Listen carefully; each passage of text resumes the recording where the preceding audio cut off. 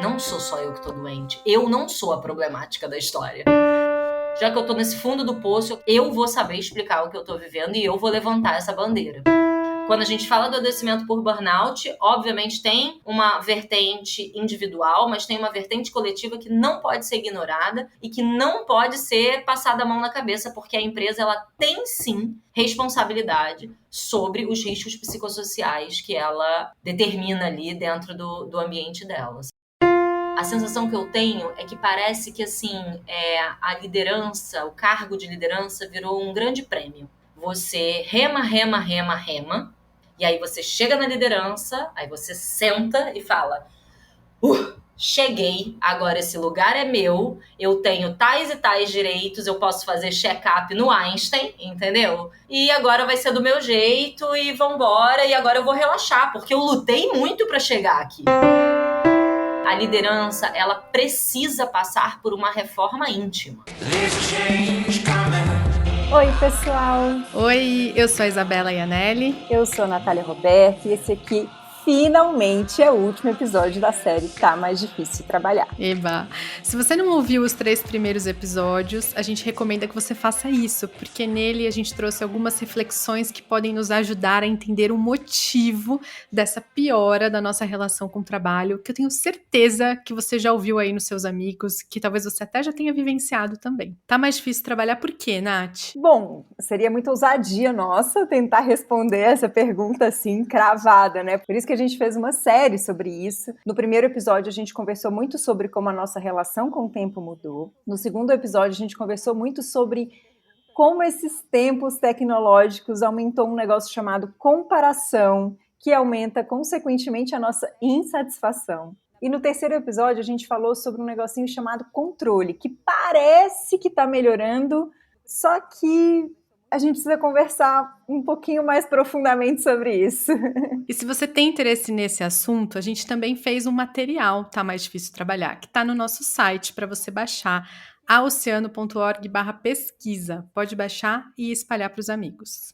Então hoje a gente vai conversar com uma pessoa que teve um burnout, que foi líder também em uma das maiores empresas do Brasil e que hoje atua como conselheira de várias corporações. Eu acho que talvez você já tenha ouvido falar sobre ela. Mariana Holanda. A Mariana é psicóloga, foi diretora de saúde mental na Ambev, é também professora do curso de pós-graduação em saúde mental e desenvolvimento humano da PUC e, como a Isabela falou, hoje atua como conselheira e consultora de várias empresas. Oba, então vamos embora. Agora pro papo, que é o que a gente gosta.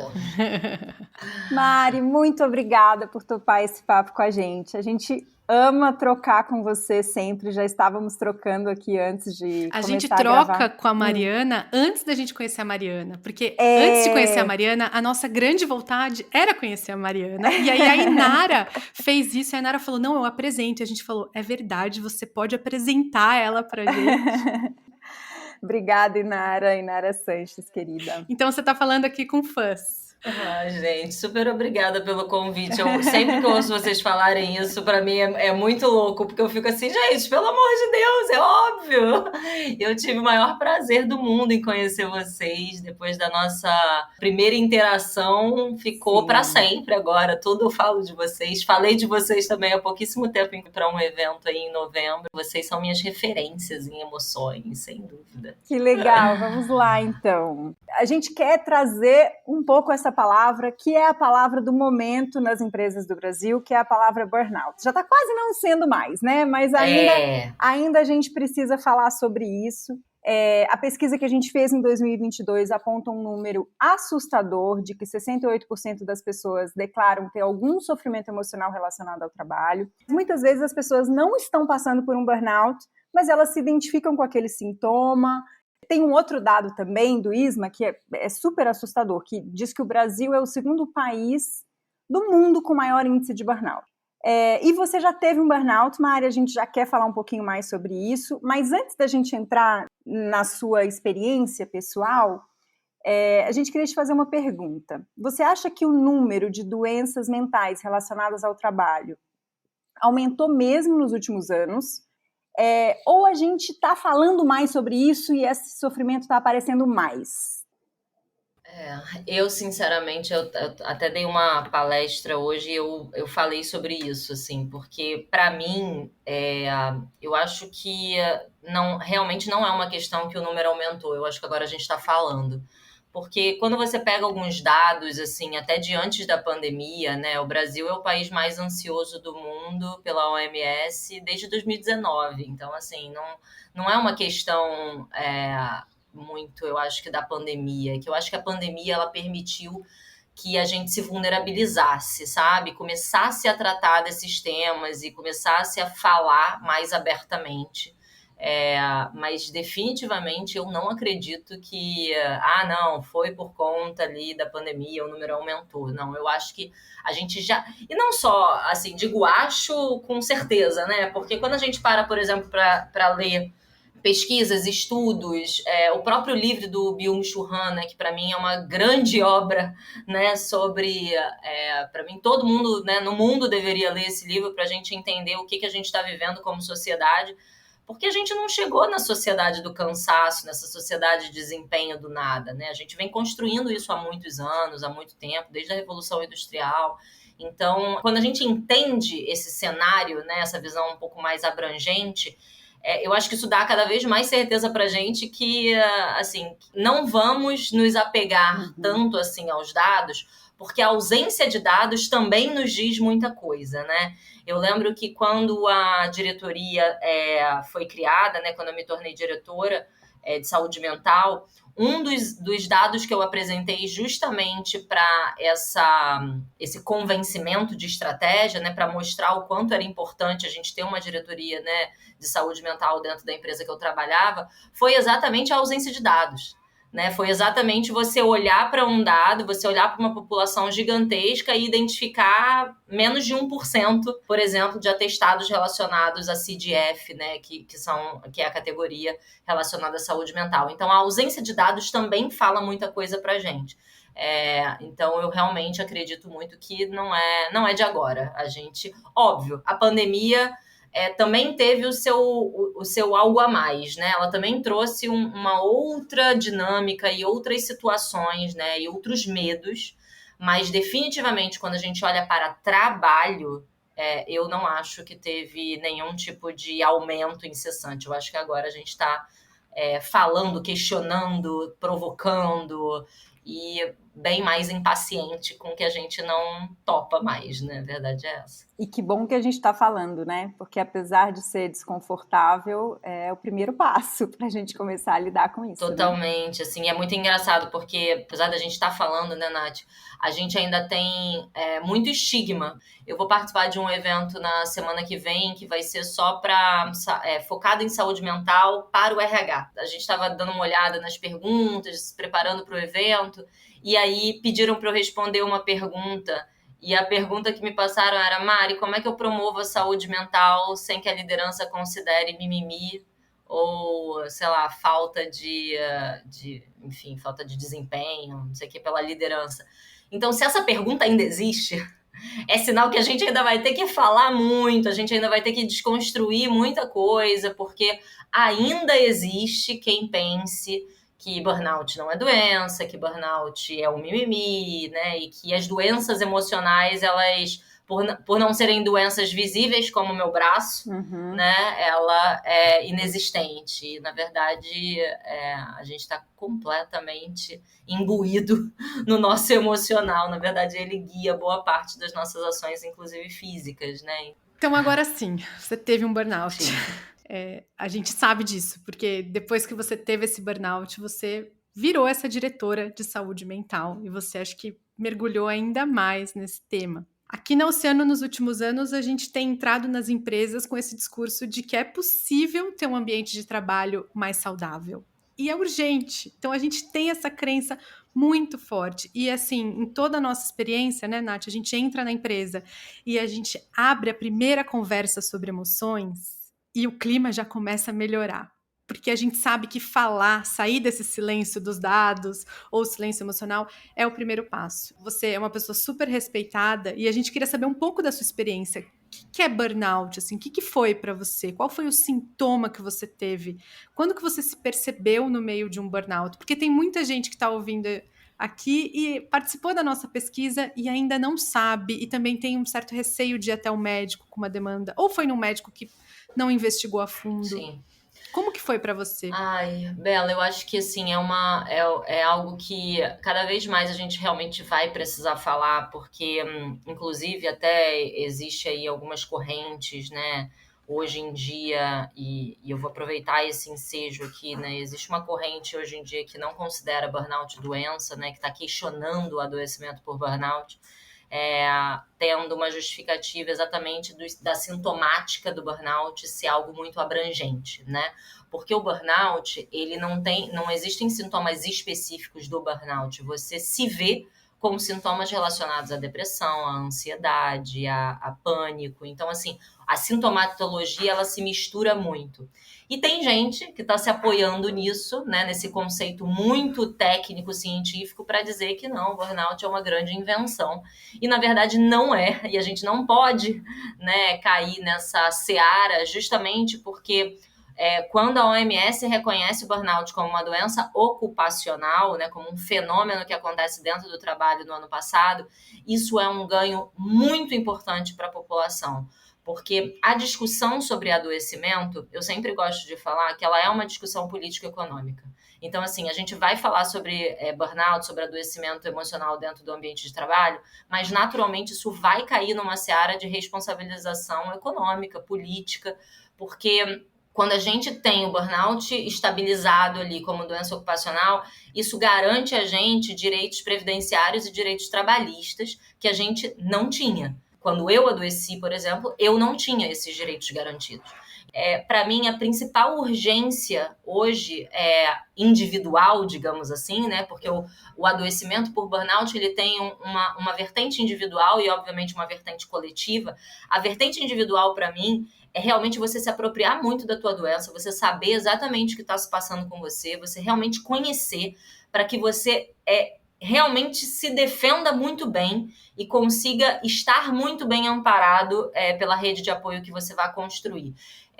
Eu já estava muito bem amparada, sim, porque eu faço, né, terapia, eu sou psicóloga, né, então eu faço terapia há muitos anos, desde a época da faculdade. Tive alguns períodos aí espaçados sem terapia, mas eu realmente, quando eu fui diagnosticada com burnout, eu já estava de volta em terapia, já estava em tratamento, com as melhores pessoas que eu poderia estar, sabe? Acho que esse é um ponto também muito importante da gente fazer essa interseção, porque eu tive esse privilégio e essa oportunidade de estar muito bem cercada, mas a verdade é que a maioria da população não está bem cercada, não está bem amparada, exatamente porque a gente tem ainda não é à toa, né, que abriu a frente parlamentar aí de saúde mental no Congresso, etc., porque realmente esse é um problema e é um problema que a gente vai precisar aprofundar muito em várias searas, né, em várias esferas e relações que existem da saúde mental e emocional. Eu comecei a perceber meu adoecimento a partir de uma crise de ansiedade. Na verdade, a partir de uma crise de pânico. Eu tive uma crise de pânico num avião, no momento em que eu morava, né, em São Paulo, e eu tinha vindo o final de semana aqui para o Rio de Janeiro, e no momento onde eu estava voltando eu tive uma crise de pânico. Obviamente existe um gatilho, não foi do nada que eu tive a crise de pânico, né? Teve uma situação envolvendo uma decolagem que não foi decolagem, e mantiveram a gente 1h30 dentro do avião, mas de fato foi a minha primeira experiência com uma vivência emocional, assim, realmente, de uma crise emocional. Eu nunca tinha tido. Então, apesar de ser psicóloga, apesar de conviver de alguma forma com esses adoecimentos, eu nunca tinha sentido na pele. E eu acho que quando você sente na pele, as coisas mudam de figura, completamente, né? Então, eu sempre fui uma pessoa que valorizei muito a qualidade de vida, sempre fui uma pessoa que valorizou muito esse equilíbrio, mas mesmo assim, eu caí exatamente nessa problemática, digamos assim, de me ver doente também. Obviamente, depois, né, essa crise de pânico, ela foi evoluindo. Então, eu comecei a ter algumas crises de ansiedade específicas em relação ao meu dia a dia de trabalho. Então, às vezes eu tinha crise de ansiedade e eu não conseguia sair para determinada reunião. Às vezes eu tinha crise de ansiedade no trabalho. E para mim foi muito difícil assim, entender como é que isso se organizava. Justamente pelo que eu falei, porque eu falava, cara, mas eu cuido tanto da minha saúde, eu tenho tanta conexão, sabe? Seja com a espiritualidade, seja com a natureza, eu valorizo tanto, né?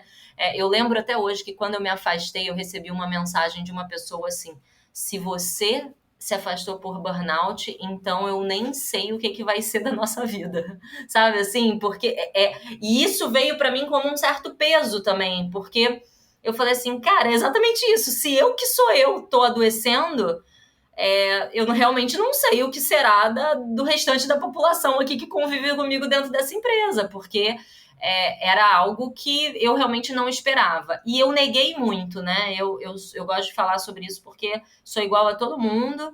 Casa de ferreiro, o espeto normalmente é de pau, porque quando bate na gente, eu demorei um bom tempo para realmente aceitar o meu diagnóstico.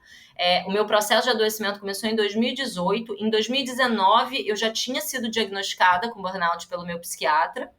Ainda teve, né, esse ponto. Eu só fazia psicólogo. Eu nunca tinha ido a psiquiatra. Eu comecei a ter que ir a psiquiatra justamente por conta das crises de ansiedade. Porque chegou um dado momento que não adianta. Eu já tinha feito reiki, teta healing, todas as terapias holísticas possíveis, óleo na cabeça, todos os tratamentos com florais e o negócio não estava adiantando. Até que meu psicólogo falou, Mariana, não tem jeito, você vai ter que ir para o psiquiatra. Aí eu também gosto de contar essa história porque eu tinha muito preconceito com a psiquiatria, assim como a maior parte da população, né? Afinal, quem toma remédio é maluco, não é mesmo? É assim que a gente cresceu achando isso. Então, quando eu fui, eu acho essa história muito engraçada, que eu fui para o consultório do psiquiatra, e né, naquela época ainda era presencial, e quando eu cheguei no consultório dele, eu vi uns cristais, assim. Aí meu coração deu uma amolecida. Porque eu falei assim, nossa, esse psiquiatra que tá olhando para os cristais, tem um Paranauê aqui, então eu tô me sentindo mais, né? Tô me sentindo mais acolhida. E eu tava, assim, acabada. Eu tava realmente bem mal. E eu lembro que eu sentei no sofá dele e a primeira frase que eu falei pra ele foi assim, olha, fulano, eu realmente estou aqui porque o meu psicólogo, né, me indicou, me mandou, eu realmente não demorei muito tempo para aceitar que eu teria que estar aqui, porque eu não confio no seu trabalho. Eu acho isso maravilhoso, porque a pessoa tá acabada, destruída por dentro, mas ela tá ali dizendo que ela não confia no trabalho do outro, né? Então, eu comecei o tratamento com psiquiatra e fui acompanhando esse tratamento, mas em 2019, ali na meado do ano ali de 2019, o meu psiquiatra já tinha me diagnosticado, já tinha falado, Mariana, olha, você precisa se afastar, você tá com burnout. E eu lembro que eu fiz essa pergunta pra ele, eu falei assim, tá bom, tá, significa o quê? Que eu tô ansiosa? Que eu tô com quais sintomas? Que eu tô assim, Mariana, você tá com tudo. Você tá com absolutamente tudo. Você tá com vários sintomas relacionados à depressão, você tá com vários sintomas relacionados a uma pessoa que tem ansiedade. E aí, você começa a reparar, né? E aí, indo um pouco mais direto pra pergunta, né, que você me fez, né, Bela, assim, como é que começou?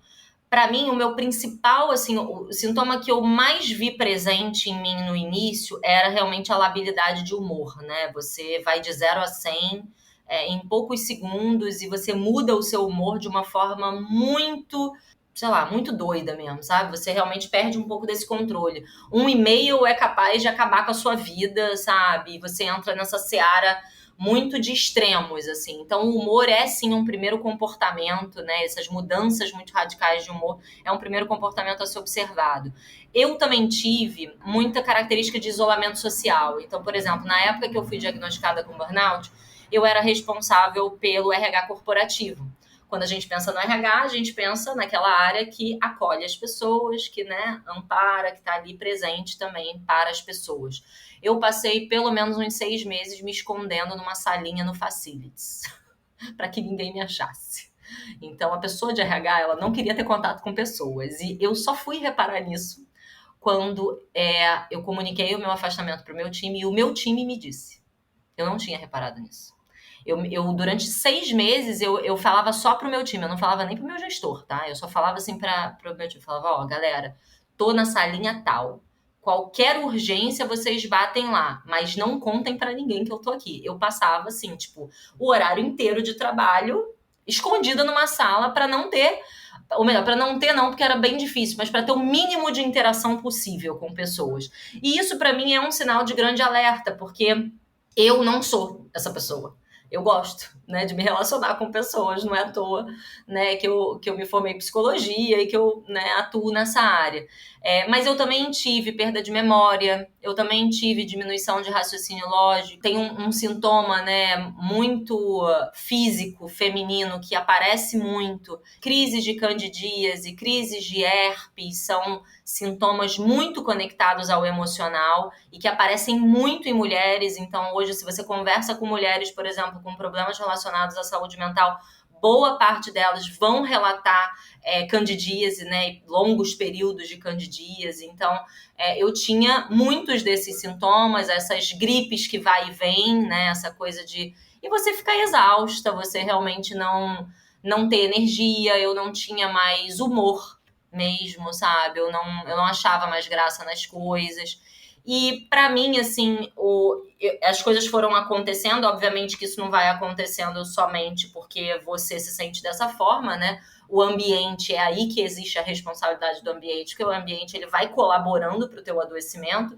Isso significa que você vê muita coisa, você vê muitas situações de injustiça, você, às vezes, é parte de situações de injustiça. Então, não tem como a gente falar, né, que, obviamente, a sobrecarga de trabalho com relação ao burnout, ela importa muito, mas o principal ponto, quando a gente investiga afastamentos por burnout, eles estão conectados a relações abusivas, a relações sem limites. E, realmente, eu tinha uma relação bem sem limite com o trabalho. Sabe? O meu trabalho era a minha prioridade número 1, 2, 3, 4, 5. Inclusive, isso pro meu atual marido foi algo dito logo que a gente se conheceu. Do tipo, querido, você é a minha prioridade número 6. Assim. E eu lembro que eu falei isso pra ele não assim, mas eu falei isso pra ele porque eu tinha todo um plano de vida. Eu tava aí em São Paulo e o meu próximo passo era Nova York. Eu queria ir pra fora do Brasil. E eu lembro que quando eu conheci meu marido, eu falei, eu não volto pro Rio de Janeiro.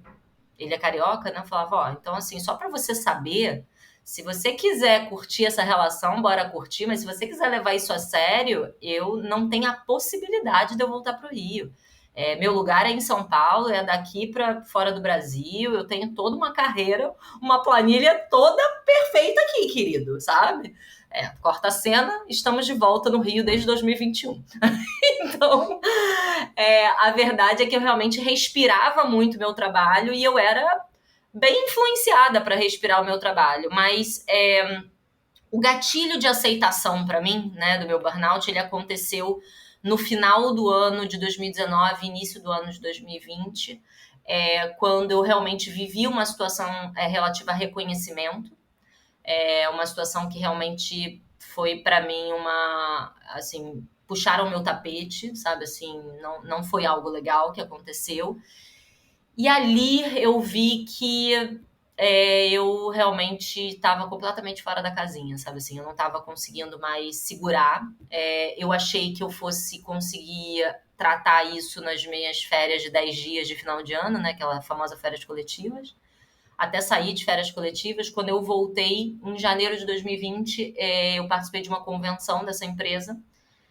E nessa convenção, o primeiro dia, eu só conseguia reclamar. Eu só falava mal. A pessoa que estava sentada do meu lado é uma amiga minha, né, que era da minha equipe. Eu sempre falo dela, porque ela foi um anjo na minha vida nesse dia. Porque eu só metralhava. Imagina, todas as estratégias sendo apresentadas, eu falava, isso aí, mentira, isso aqui, bem, sabe, assim, bem ranzinza. E no dia seguinte eu só chorava. Então, assim, eu passei um dia reclamando e o outro dia só chorando.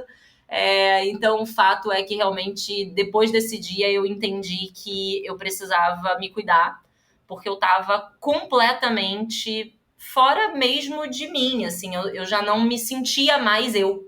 Eu já não entendia mais porque que eu estava fazendo o que eu estava fazendo. Eu não me achava mais boa. Eu já tinha tomado um distanciamento daquele trabalho. Eu já olhava para aquele trabalho falando, cara, o que é isso? Nem sei como assim eu tô aqui há 10, 11 anos, porque eu nem sei o que eu tô fazendo de bom. E eu me afastei, né, por exatos 15 dias, algo que eu realmente não aconselho a ninguém, se afastar somente por 15 dias. Obviamente, o meu afastamento ele não era para ser por 15 dias, mas como eu falei no início da tua pergunta, exatamente por isso que é tão importante a gente continuar fortalecendo os vínculos do direito que a gente tem hoje. Porque se eu me afastasse, naquela época, mais de 15 dias, eu iria entrar pelo INSS sem nenhum tipo de benefício. E eu morava no metro quadrado mais caro de São Paulo, porque eu precisava de qualidade de vida. Afinal de contas, eu trabalhava 24 horas por dia, 7 dias por semana, então o mínimo que eu queria era uma qualidade de vida de andando para o meu trabalho. Então eu não pude me dar esse luxo. Falar, olha, eu falei exatamente isso para os meus médicos. Falei, cara, não tem como ser mais de 15 dias, porque eu não vou ter como me bancar. Então, e aí, obviamente, a gente fez todo um plano. Nesses 15 dias de afastamento, eu mergulhei muito nesse adoecimento. Assim, eu como boa ariana, eu fui de cabeça, sabe? Porque eu falei assim, tá bom, já que eu tô aqui, já que eu tô nesse fundo do poço, eu quero entender sobre esse fundo do poço, porque eu não quero que ninguém me diga o que eu tô vivendo. Eu vou saber explicar o que eu tô vivendo e eu vou levantar essa bandeira. Então, acho que nesses 15 dias eu me apropriei de muita coisa justamente para voltar com uma bandeira levantada e com alguns limites já claros para mim, sabe? Então, isso para mim foi bem importante também, porque quando eu voltei de afastamento, a pergunta que todo mundo me fazia era: e aí, Mari, tá 100%? E eu nem sabia o que isso significava, sabe? O que significa tá 100%? Eu lembro que depois da terceira pessoa me perguntando isso, eu resolvi que eu ia responder que eu tava 60%, sem nem saber o que isso significava. Aí eu só respondia 60 e ficava no 60, saí da empresa falando que eu tava no 60. Porque a única coisa que eu sabia é que 100%, se 100% era aquela vida que eu levava, eu não ia mais conseguir. Nunca mais dar 100%, porque eu não queria mais, porque eu não iria mais abrir mão de algumas coisas que eram inegociáveis para mim. Então, hoje eu acho que a gente tem cada vez mais que saber ainda mais dos nossos direitos para bancar e dar a César o que é de César, sabe? Porque quando a gente fala do adoecimento por burnout, obviamente tem uma vertente individual, mas tem uma vertente coletiva que não pode ser ignorada e que não pode ser passada a mão na cabeça, porque a empresa ela tem sim responsabilidade sobre os riscos psicossociais que ela determina ali dentro do ambiente dela, sabe? Então, em grande resumo, essa acho que foi um pouco da minha vivência, e que hoje eu paro, sabe, Bela? Eu olho para trás e eu penso, eu não sei como eu fiz isso. O meu adoecimento, né, por burnout, eu acho que eu não falei isso, mas você não acorda com burnout, né? Eu brinco que você planta o burnout, você vai plantando aquela sementinha até ela germinar e virar realmente algo que toma um pouco conta de você. E exatamente por conta da minha impossibilidade de fazer esse tratamento, né, do jeito que ele deveria ser feito, né, assim como a maior parte da população, cara, assim, eu tenho hoje consciência que o meu burnout ele durou quase 5 anos, exatamente porque eu continuei ali na ativa, sabe? Então, quando a diretoria foi criada, eu ainda estava doente. Quando na exame saiu aquela matéria, a nova aposta da XXX lá da empresa, eu ainda estava doente e permaneci doente, assim, sendo bem transparente com vocês. Os meus marcos, eles sempre foram final de ano. Justamente porque foi no final, início de ano, né, que eu reconheci e aceitei ali o afastamento por burnout. E foi no final, início desse ano, de 22 para 23, que eu me reconheci inteira de novo, sabe? Então, olha, né, meu adoecimento começou em 18 e a gente está falando de início de 2023. Então, não é brincadeira, não é mimimi, e a gente precisa começar a olhar para isso de uma forma estratégica, estruturada, assim como a gente não está vendo a Amazônia queimar todos os dias, mas a gente sabe que a gente está com um problema na Amazônia. Assim como a gente não está vendo a geleira lá no Ártico derreter todo dia, a gente sabe que a gente está com um problema, né, em termos de clima. Então, eu acho que o paralelo é bem similar. Nossa, Mari, obrigada por essa fala. A gente sabe que a saída não vai ser pelo individual, mas a gente também sabe que é bom ouvir essas coisas. É bom uma pessoa te ouvir falar, sabe, a sua trajetória e ver os acertos e os erros do meio do caminho, porque é isso que vai fazer a gente também refletir sobre nós mesmos. Eu gosto de fazer esse recorte, assim, eu tô falando de um lugar privilegiado. Eu tô falando de um lugar de quem realmente tem acesso, de quem realmente tinha uma carreira bem consolidada, que estava na empresa há mais de 10 anos, tudo. E isso para mim é muito importante porque somos nós que vamos precisar levantar essa bandeira. Não vai ser a pessoa que está lá na base da operação que vai levantar essa bandeira e nem adianta você ficar falando, não, mas então ele precisa ser um agente de transformação. O agente de transformação está no topo da pirâmide. Então, essa foi a minha sede quando eu voltei, sabe? Eu falei assim, cara, isso não vai ficar só comigo. Não sou só eu que tô doente. Eu não sou a problemática da história. Existe algo que é muito maior do que eu e eu vou usar do meu lugar de influência e de impacto para fazer o que eu puder fazer. E aí, obviamente, assim, aquilo que, né, a gente falou antes. Quando bate em você, é outra história, sabe? Assim, você até você conviver com situações de depressão de outra pessoa, de ansiedade, porque eu já tinha convivido, tá?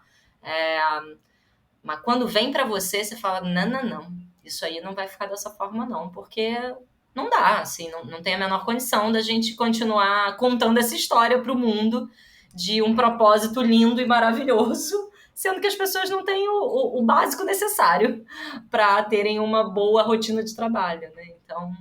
O Mari, nossa, assim, primeiro que relato corajoso, né? Eu acho que é muito bonito você colocar a sua história, assim, e eu te ouvindo, me veio à cabeça algumas pessoas que eu acho que estão quase aí no lugar que você descreveu, e eu acho que essas pessoas ouvirem pessoas como você pode dar um chacoalhão, assim, então, e eu queria pegar esse gancho que você trouxe.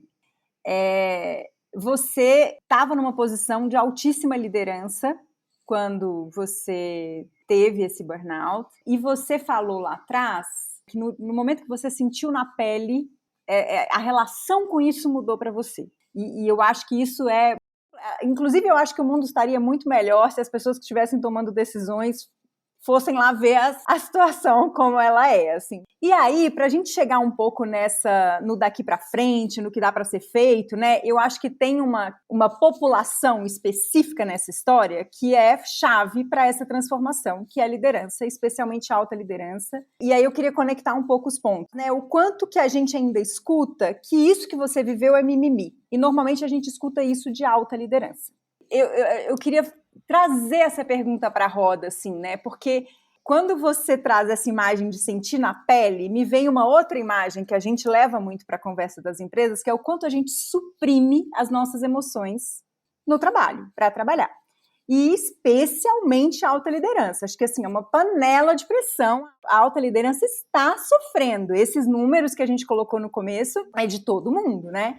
E a gente vê líderes numa posição de não sei o que fazer com essa situação, assim.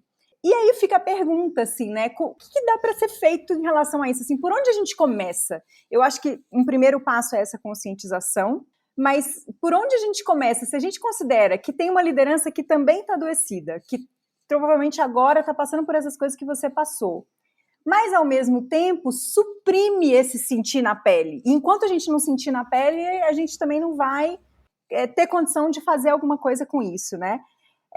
Então eu fico pensando como é que a gente começa a trazer esse assunto. Eu acho que do que você trouxe, o que mais me chama a atenção é o momento de falar, vou me afastar, preciso me afastar, porque eu acho que essa é a maior resistência das pessoas que estão em posição de liderança.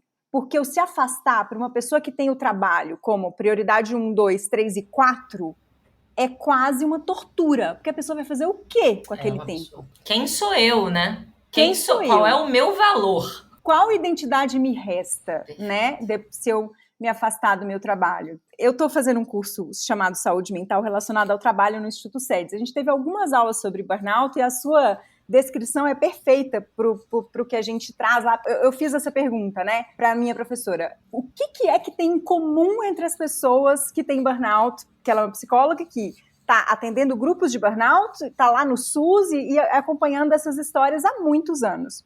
Ela falou, eu vejo uma coisa em comum.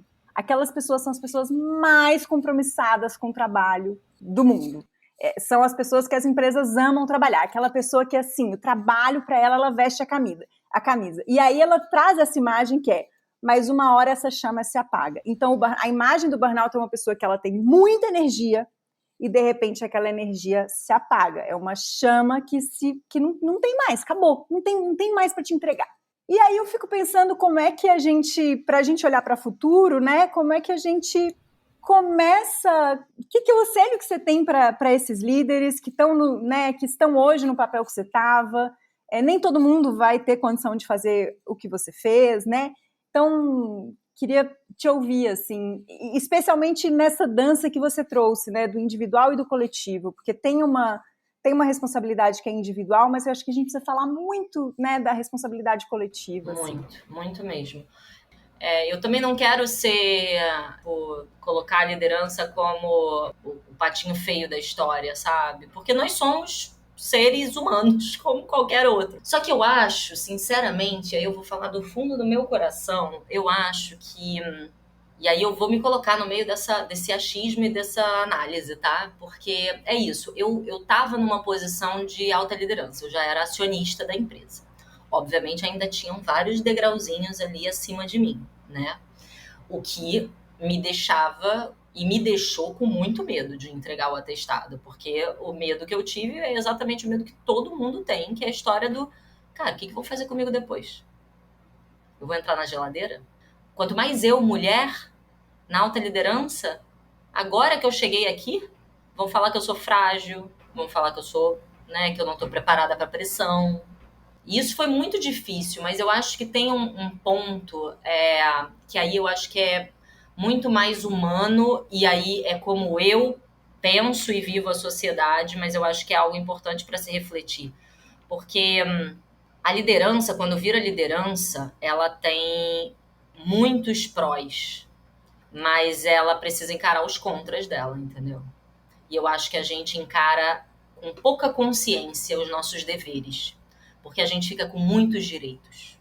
Quem chega na liderança, principalmente na alta liderança, e eu cheguei numa alta liderança, mas não cheguei nem perto da altíssima liderança lá dos C-levels, né? Eu era diretora, mas ainda tinha ali pelo menos uns 2, 3 degraus ali para eu chegar até um CEO, né? Uma CHRO, alguma coisa assim. A sensação que eu tenho é que parece que assim, a liderança, o cargo de liderança virou um grande prêmio. Você rema, e aí você chega na liderança, aí você senta e fala, cheguei, agora esse lugar é meu, eu tenho tais e tais direitos, eu posso fazer check-up no Einstein, entendeu? E não tô nem aí pra ninguém, e agora vai ser do meu jeito, e vambora, e agora eu vou relaxar, porque eu lutei muito pra chegar aqui. Essa não é uma inverdade. Quem chega numa alta liderança lutou muito para chegar onde chegou, sem a menor dúvida. Mas essa pessoa não pode esquecer que ela tem um dever, assim, imensamente maior do que o direito dela de sentar na liderança, sabe? E eu, sinceramente, eu acho que falta um pouco dessa consciência para as pessoas. E aí, óbvio, né, que a gente começa a trazer muitas conexões, impossível, né, de não fazer, com a realidade cultural que a gente vive em termos, né, dessa diferença de gênero, né, entre homens e mulheres, dessas diferenças de direitos entre homens e mulheres e, né, e outros públicos. Então, eu realmente acho que as ações para o futuro, elas estão conectadas à equidade, sem a menor dúvida, sabe? E por isso que eu acho que quando a gente conversa sobre saúde mental nas organizações, enfim, fora delas também, mas, né, o nosso foco aqui é dentro do ambiente de trabalho, não tem essa de mimimi, não tem essa de floreio, de ficar abraçando árvore e fazendo yoga. Não é sobre isso, cara. É sobre a gente olhar para as nossas práticas, é sobre a gente olhar para os nossos comportamentos. Então, Eu lembro, né, Nath, você falou assim, a liderança ainda encara muito como mimimi. Encara mesmo. Eu ontem contei uma história numa reunião que eu tava, que isso aconteceu também, né? Quando eu voltei de licença, todos os C-levels queriam conversar comigo. Por quê?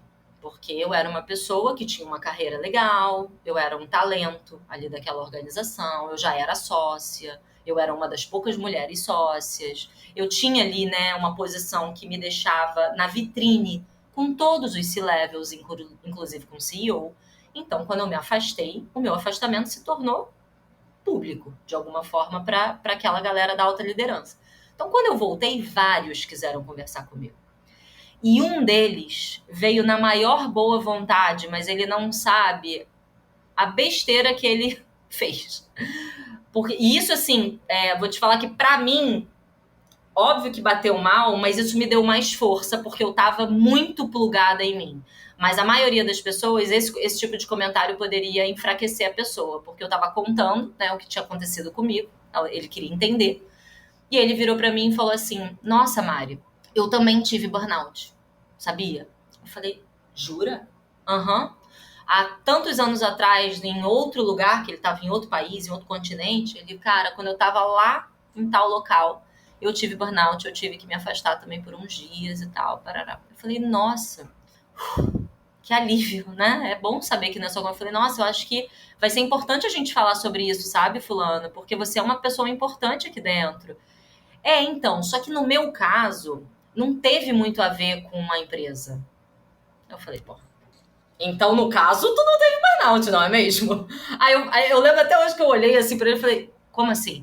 Não, é porque assim, eu tô entendendo que no teu caso, né, você tá falando que tem influência da empresa X, né, que a gente trabalha. Mas no meu caso, eu depois analisei, não teve nada a ver com a empresa. Eu falei, bom, então você não teve burnout. Vamos desconstruir. Cara, uma pessoa que tá voltando de afastamento de 15 dias, de uma doença que nem é renomada, de uma doença que ninguém sabe, que todo mundo, né, que ninguém consegue ver, com medo danado, voltando, aí beleza, senta para conversar com uma altíssima liderança, a pessoa te ampara e fala que não é burnout. Cara, como assim não é burnout? Então, esse momento, se eu soubesse pouco, se eu não tivesse me dedicado a aprender, eu ia paralisar e ia falar, então, realmente, eu sou doida. A culpa é minha, né? A culpa é minha. Eu que me dediquei demais ao trabalho, eu que não coloquei limite. Eu que não sei dizer não. A gente já ouviu isso em reunião. Às vezes a pessoa não tem uma vida fora da empresa e coloca tudo na empresa. O que a gente pode fazer, né? O que será, não é mesmo? A culpa é minha. Exato. Então, isso pra mim me marcou muito, obviamente, né? Não é à toa que eu tô contando aqui pra vocês. Porque eu lembro que, assim, a força que eu tive que tirar das minhas, sabe, assim, sei lá de onde, pra dizer pra essa altíssima liderança que ele não teve burnout, então, e ele olhar pra mim e falar, não, eu tive. Eu falei, não, você não teve.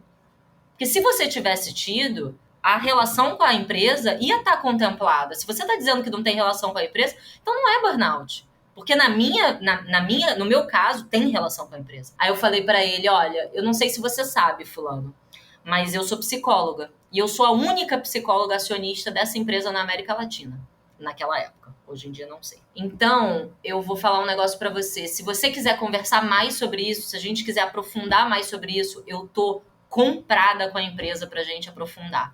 Mas não me fala que o que eu tenho, sabe, não é o que é, porque talvez seja diferente do que você teve. Talvez você tenha que parar pra pensar no que você teve, ou talvez você tenha que parar pra pensar na sua relação de significado com o trabalho. Olha, eu não sei de onde eu consegui fazer isso, não. Assim, né, hoje eu penso que, obviamente, de novo, no meus 15 dias de afastamento, eu me empoderei muito da doença, assim, eu li muito. O caso da Isabela Camargo, pra mim, foi um caso que eu me abracei nele. Que eu falei, cara, se isso aconteceu com ela desse jeitinho aqui, cara, assim, o máximo que vai... Daqui não passa. Do fundo do poço eu não passo, entendeu? Então, eu vou brigar para que realmente as pessoas entendam que essa não é uma briga solitária, essa é uma briga coletiva. Mas também, se eu perder essa briga, eu vou para outros meios, entendeu? Na minha cabeça, eu estava muito segura de que eu estava, de alguma forma, bem amparada e de que eu ia dar um jeito. Isso fez com que eu me jogasse muito, né, a ponto de realmente colocar minhas opiniões. Essa já é uma característica que é minha, né? Eu já tenho uma característica, uma personalidade, que é uma personalidade mais autêntica mesmo, que normalmente eu falo o que eu penso, nem sempre é tão, né, tão receptivo, tão bem recebível, tudo, mas eu realmente já tenho um pouco dessa característica. E isso ficou ainda mais forte depois do burnout, depois do diagnóstico, né? Porque eu realmente vi que eu ia levantar a bandeira do exército de uma mulher só, mas em pouquíssimo tempo eu não ia ser uma mulher só, eu ia ter muita gente comigo, e foi o que aconteceu, porque muita gente se reconheceu. E mais do que isso, eu acho que de alguma forma eu também consegui pontuar muito as relações, né, com as outras áreas, as relações com os processos dentro da empresa. Então eu sempre gosto de falar que se você colocou uma telepsicologia, se você está disponibilizando para as pessoas sessão de mindfulness, meus parabéns, mas não é isso que vai resolver a vida de saúde emocional e mental dentro da sua empresa. E eu, sinceramente, hoje em dia, eu falo de saúde mental, mas para mim é ampliando, é saúde integral. Porque os primeiros sintomas, eles não vêm através do emocional, eles vêm através do corpo. O corpo fala muito. Então, excesso de gastrite, excesso de insônia, excesso de omeprazol, excesso, sabe? Então, você tem muitas óticas que você pode olhar, muitas perspectivas que você pode olhar para que você enriqueça a discussão. Porque o que mais tem é gente querendo empobrecer a discussão para dizer que, no fim, isso é um mimimi e a culpa é individualizada. Então, eu acho que, primeiro, a liderança ela precisa passar por uma reforma íntima. E uma reforma íntima significa autoconhecimento. Autoconhecimento para que ela encare quem ela é, quais são os limites dela, quais são os porquês do que ela está fazendo. Porque se o porquê do que ela está fazendo é acúmulo de riqueza, me desculpa, isso não vai dar em boa coisa, simplesmente porque de acúmulo de riqueza o mundo está cheio e tem um monte de gente que está passando muitos problemas. Então é hora da gente olhar de uma forma mais ampliada para esse assunto e entender que realmente essa liderança ela vai ter um direito muito grande, mas ela vai ter um dever maior ainda, um dever de se situar mesmo e de puxar à frente, né, dessas mudanças de processos, porque isso vai precisar refletir em rotina. Hoje de manhã eu estava dando uma palestra para uma empresa e a gente estava falando sobre alta performance e segurança psicológica. E quando a gente para analisar, né, gente, assim, a raiz dos nossos problemas, obviamente, está na nossa educação, né? A gente é educado para competir, a gente é educado para realmente eu ser tudo, eu ser o melhor em tudo, eu. A gente é pouco educado para colaboração. Só que a gente está vivendo um momento e que de agora em diante, né, de agora não, mas já tem pelo menos alguns anos em diante que vai ser assim, que é um momento de escassez de recurso. E exatamente por conta da escassez de recurso que a gente precisa fazer com que os nossos negócios cresçam de forma orgânica e não exponencial, porque não tem mais espaço para exponencial. Quando a gente pensa em crescimento orgânico de negócio, isso está altamente conectado à inovação. E para a gente inovar, a gente precisa desse músculo que fica dentro dessa cabeça aqui, que se chama cérebro. E que a gente está exaurindo nessa sociedade de desempenho competitiva. Então, a gente vai precisar ressignificar como a gente se comporta em time. Isso vai bater em processo. Isso vai bater em processo de avaliação de desempenho. Isso vai bater em processo de desdobramento de meta. Isso vai bater em processo, não só em processo, mas em rituais que você faz com o teu time. Porque se hoje você entra numa reunião para resolver problema, fulano fez isso, fulano fez aquilo, eu fiz isso e aquilo, check, vambora, foguete não tem ré? Sabe assim, vambora, fecha a porta, foguete não tem ré? Queridos, foguete já tem ré, né?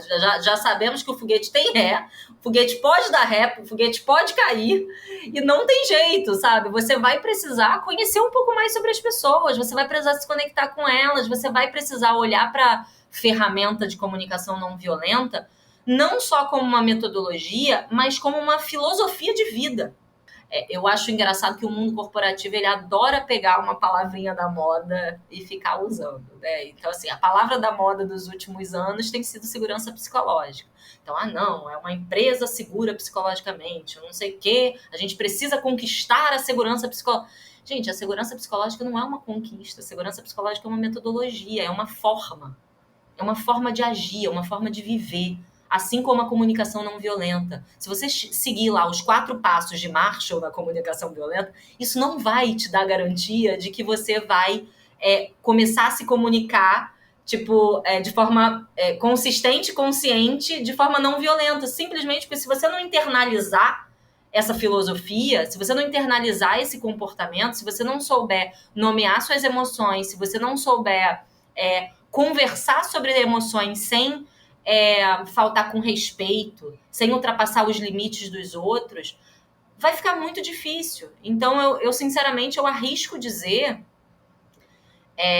que a longevidade das organizações, ela está atrelada ao nosso verdadeiro entendimento e prática do que é a saúde integral, do que é a saúde, a estratégia de saúde dentro das decisões que a gente toma de negócio.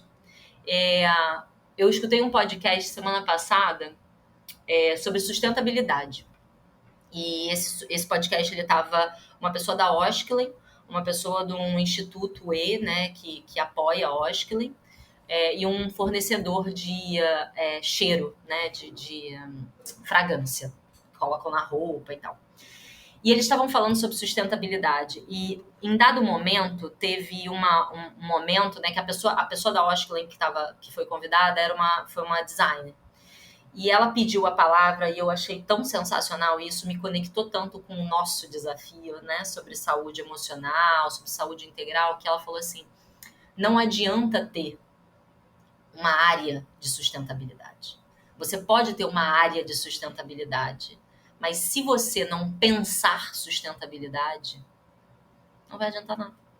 Você só vai ter lá uma área. Então, assim, não adianta ter uma área de saúde mental, não adianta ter uma área de ESG, se você não pensar que a sustentabilidade humana, ela precisa estar presente nas suas tomadas de decisão. O indivíduo, ele precisa, né, essa coisa do people center, né, que a gente fala, não, a nossa cultura é people center. Como é que a sua cultura é people center se você faz layoff a cada 6 meses? Ah, não, mas Mária, e o layoff tem a ver com o desemprego. Tá bom, gente, a gente vai precisar começar a relacionar essas coisas, entendeu? De novo, porque essa discussão é econômica.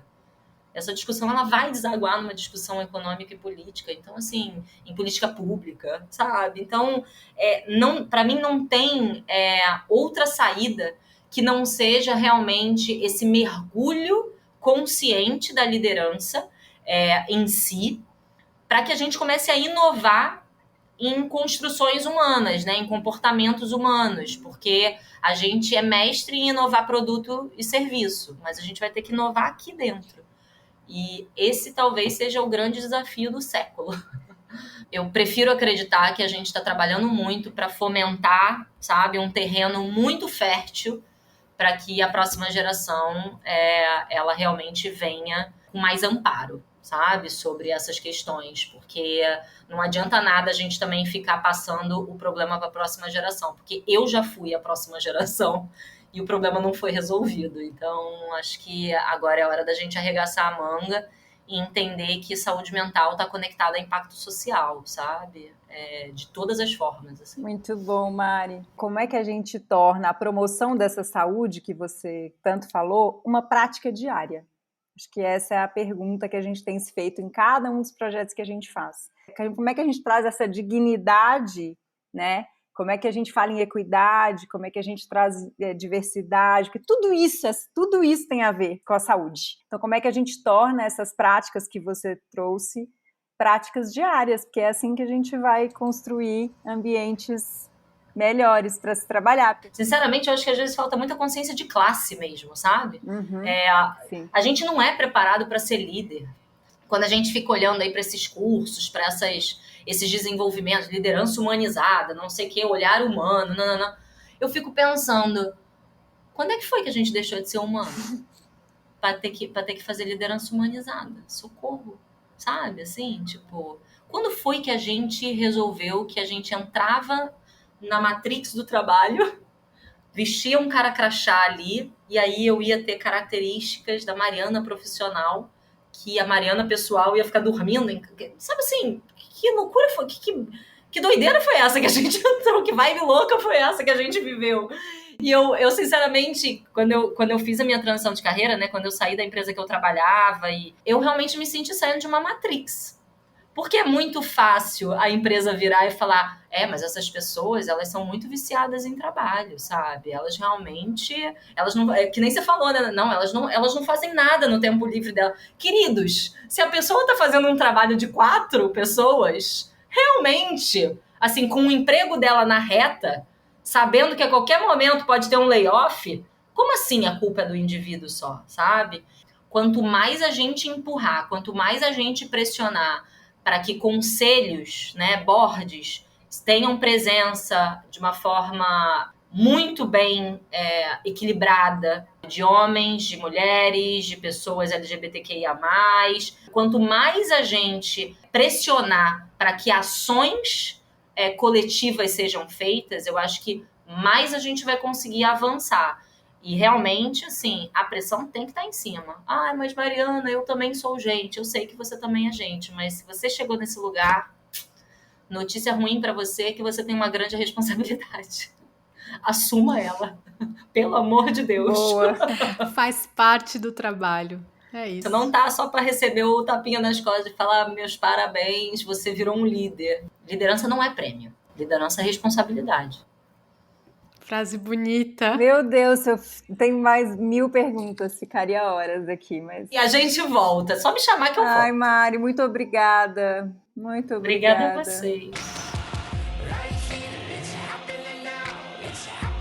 Ai, que conversa boa, né, Nath? É um papo muito pé no chão, né, Bela? Acho que a experiência em primeira pessoa traz esse senso de conexão com a realidade, assim, né? De urgência também. E de urgência, né? De que é preciso agir a partir disso. Se você quiser seguir a Mariana, ela tá no Instagram como @soumariolanda. Lá você sabe mais os projetos dela, com que ela tá envolvida, tudo mais que ela pensa. E a gente fica por aqui. Esse é o 4º e último episódio da série Tá Mais Difícil Trabalhar. E voltamos em breve, já estamos pensando na nossa próxima série, não é, Isabela? É isso. Até mais. Até mais. There's change coming.